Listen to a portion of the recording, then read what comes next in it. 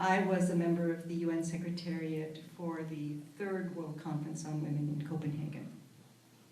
It was that year, I think, that President Carter signed. And it was at that conference that we introduced the text. And I remember sitting in my office having this paper come by. And they said, you know, we want you to all read this because we're going to present this at the conference for the governments to sign at the conference, and a lot of them did sign.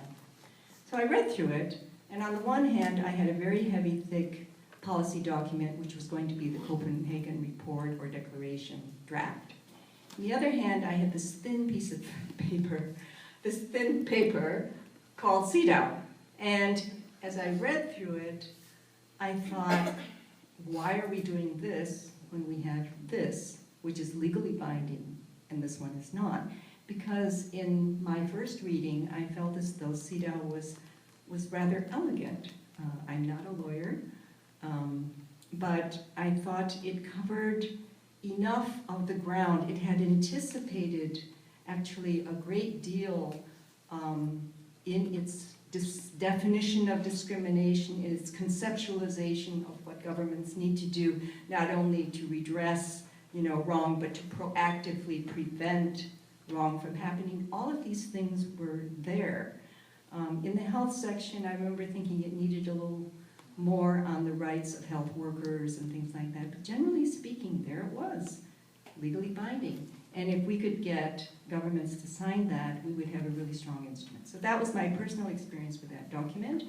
And it really could have died there. It really could have faded away, as many treaties have, without going very far.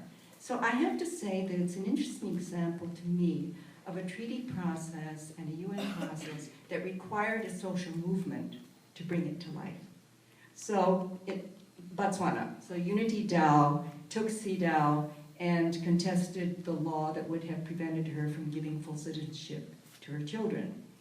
We all know Unity quite well, and at that time she was about to be divorced. She wanted to give her children her citizenship. She used CEDAW as her main defense, partly because the structure of her national legislation was not in place to deal with the issues of citizenship. Years later, I heard President Moai talk about Unity, and he said I had to appoint her to the Supreme Court because she was making so much trouble. But she won. She won her case, and from now, you know, and it set a precedent in the Africa region, which others could draw upon. Rani Jitmalani, a lawyer in the Superior Court of India, was with us on our anti-tobacco team. I work in women in tobacco. And she wanted to put limitations on advertising by the tobacco industry in India.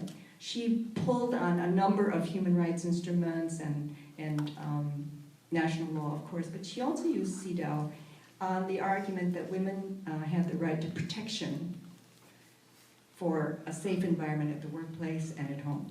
So calling upon that, she actually won her case at the national level as well. So it was cases like that, I think, that over time took CEDAW's, it was the interpretation, right?